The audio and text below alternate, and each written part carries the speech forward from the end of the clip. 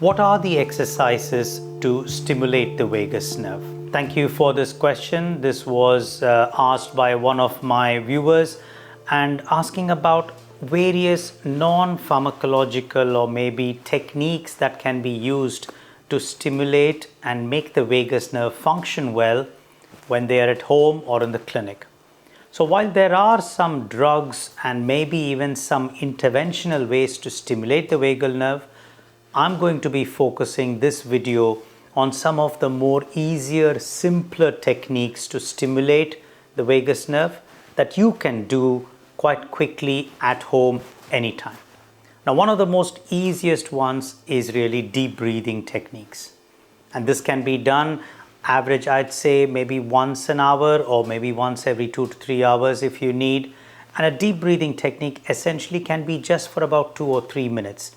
And what that would mean is can be 2 or 3 different ways. So a simple way I would suggest is going to be what's called the 3-4-5 technique, which is one way of just taking a deep breath for 3 seconds, holding it for 4 seconds, and then breathing out for 5 seconds. You can see what that does. That means your breath cycle is going to be 12 seconds, 3 plus 4 plus 5, which means your overall number of breaths in a minute is going to be 5 breaths per minute, which is going to be much lower than your usual breathing rate of 10 to 12 breaths a minute. That kind of slow, deep breathing stimulates the vagus nerve quite quickly. So that by far is the quickest way to do it. And if you can do about 5 minutes of that kind of deep breathing techniques, that's a powerful vagal stimulator. That's number one, breathing. The second one is exposure to cold. And this can be 3 different ways that I suggest.